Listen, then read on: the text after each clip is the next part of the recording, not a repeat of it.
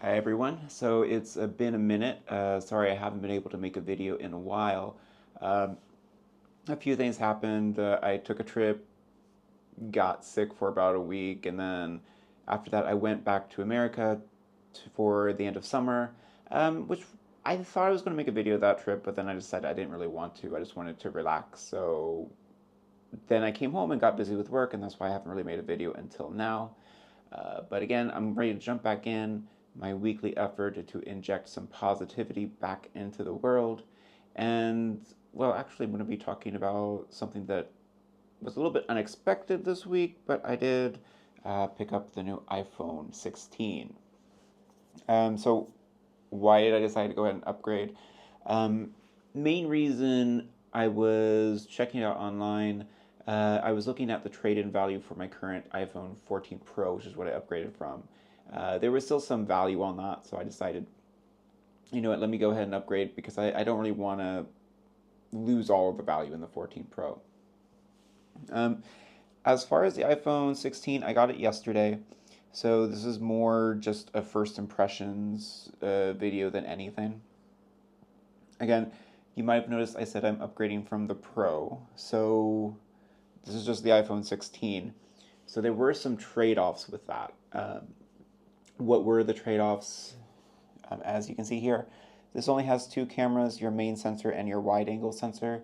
So I lost the zoom, which the 14 Pro has 3x telephoto zoom. If you're looking at the iPhone 16, that's a 5 times zoom.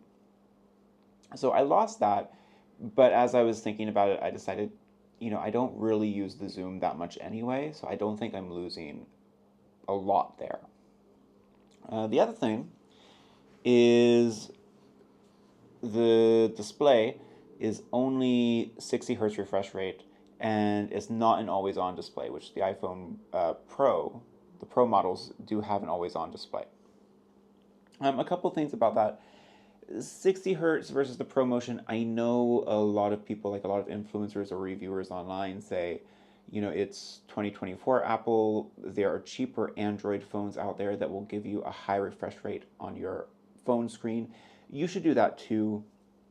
I generally agree with that, but at the same time, I don't know, maybe I just have bad eyes.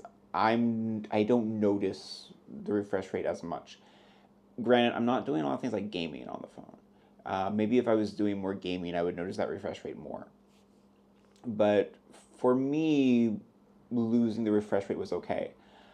My iPad's just an iPad Air. That's only a 60 hertz refresh rate. It never really bothers me, so I felt like I was going to be okay with that. Though I do kind of agree if cheaper phones can give the high refresh rate, why can't the regular iPhone do that? I do agree with that a bit.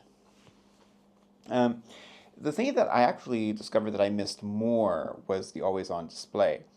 Most, but only in one situation. So mostly like when I go to charge my phone on the charger. So when I had my Pro, I did like to use the standby mode a lot. Just if I was gaming on my computer, I'd like to have it set up there as a little clock. But since that phone's not always on display, that will shut off after a few minutes, which kind of annoys me a little bit because, see, there it goes. So I probably won't use the standby mode as much.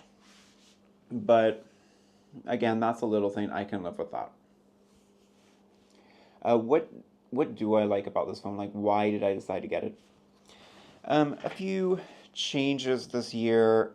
Again, a lot of people are saying this is kind of an iterative update. I kind of agree. It's a small update if you're coming from, say, an iPhone 15. Like, I would probably skip this. But with the base model iPhone 16, you have the action button. So you can program that to do a few different things. You could program that to open the camera. You could program that to do a voice memo. There are different things you can program this to do. Uh, right now, I have it set up for Shazam because a lot of times I'm in a store, I do want to figure out what song is playing, so I just can hit that now and do that. So that's good. And then the other update that came to all the iPhone models this year is this button over here, which is called the camera control button. So if you have the phone open, just press that. It goes straight to the camera. Press again, it will take a picture. You can even do this half press, and then you can navigate through some different menus. Right now I have it on the tone control menu. If I kind of double click it, then I can move through to other settings. So for example, if I want to change the zoom, I can do that through there as well. And then double click to go back out of that. So it's a button that's also has kind of like a capacitive sensor in it, so that it will act a bit like a mouse, or like a mouse pad. No, like a mouse. I want to say a mouse. I don't know what I'm saying today. But so you can feel it clicking with the capacitive sensor, and you can feel it, moving through the menus, which is good. You can use it both in the portrait mode. You can access the button if you hold it this way, though it's not as comfortable. Or you can do it in the landscape orientation, which is good. Again, when you have the button pressed to bring up the menus, all of the other on-screen icons go away. So you're kind of just have your image there that you can look at, undistracted by everything else.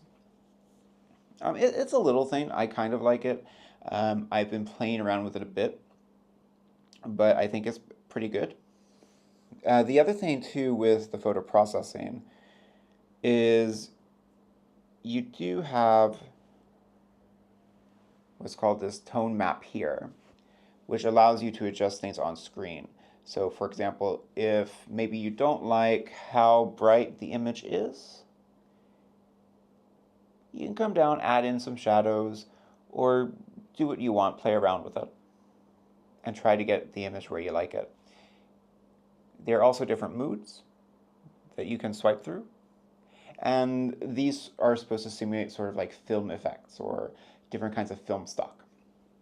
So that's a bit different if you're used to some of the filters that iPhone had before. Like I tended to use like the vivid filter a lot. I don't really see that on this phone. It's more about the moods and the changing like sort of the undertones. But I do kind of like that for taking pictures. The other thing that I kind of liked about the phone, seeing some of the reviews, seeing some of the videos online, like I was watching The Verge's review, and I thought they did a good job with this, was the mic arrangement with the new iPhones. So if you record video, you can go back in when you're editing it, and then there are different sort of microphone effects that you can choose from.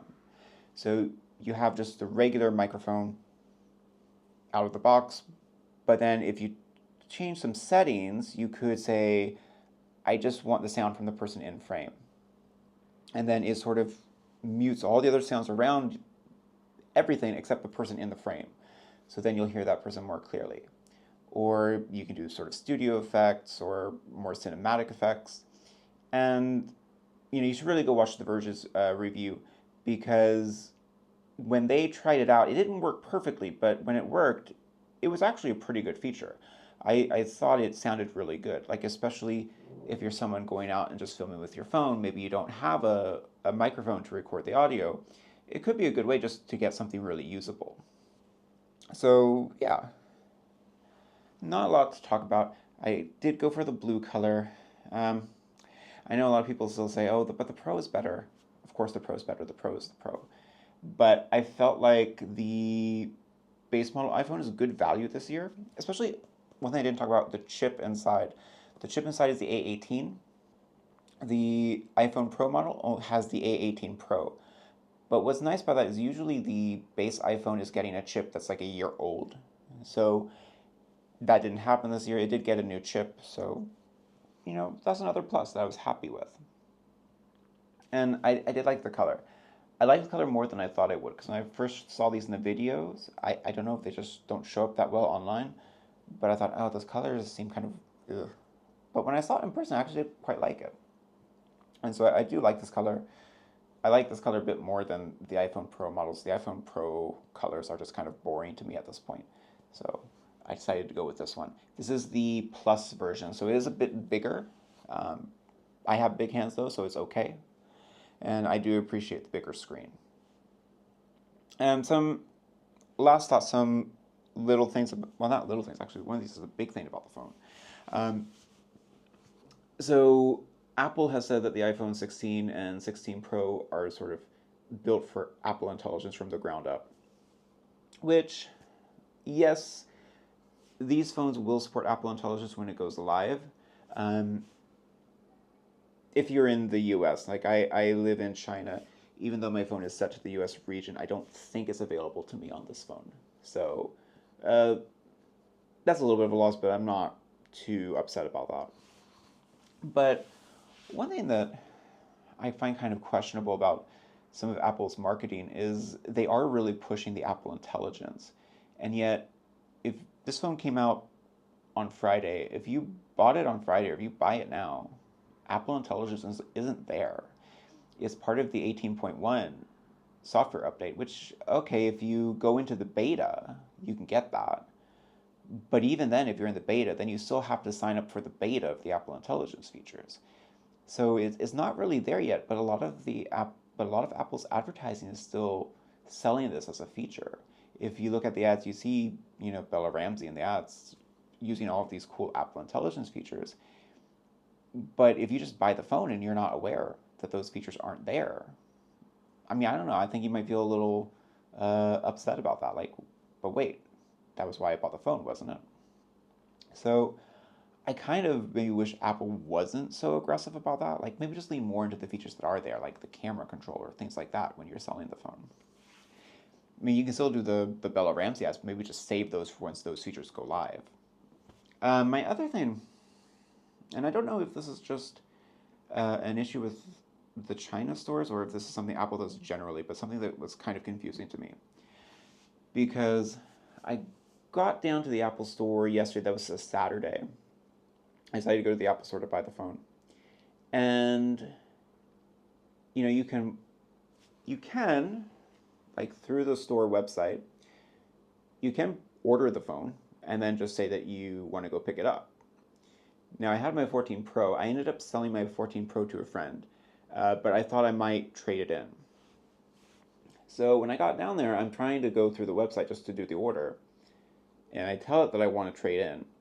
And the Apple website is very good as far as giving you the value. Like it will say, okay, put in your serial number. Is the phone in good condition? Yes. Okay, here's what we'll give you for it, which I think is great.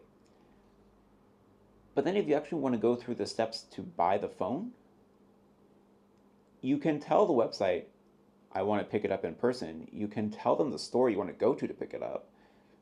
But then when it comes to the trade and it says, oh, we need to send you a trade-in kit, which just seems kind of weird to me. It's like, if I'm going to the store to pick up the phone, why can't I just tell the website I want to take my trade-in to the store? Like, why do you have to send me a kit? It that seems a little bit weird. I don't know. I don't know if that's just a feature in China or if that happens in Apple stores in other countries too. If you have an experience with that, let me know because it feels a little bit odd, especially since Apple they say they want to be environmentally friendly and go green and all of these things. So if that's the case, just let me tell the website I want to take my trade into the store rather than send me a kit because that just seems a little bit unfriendly to the environment to me. I don't know. It might just be a me thing. Anyway, just a few quick thoughts, a few first impressions of the iPhone and my buying experience. I'll probably let you know more after I use the phone a little bit more. Anyway, thanks for watching this far. If you enjoyed the video, feel free to comment, like, and subscribe, and I'll see you in the next one. All right, bye-bye, everybody.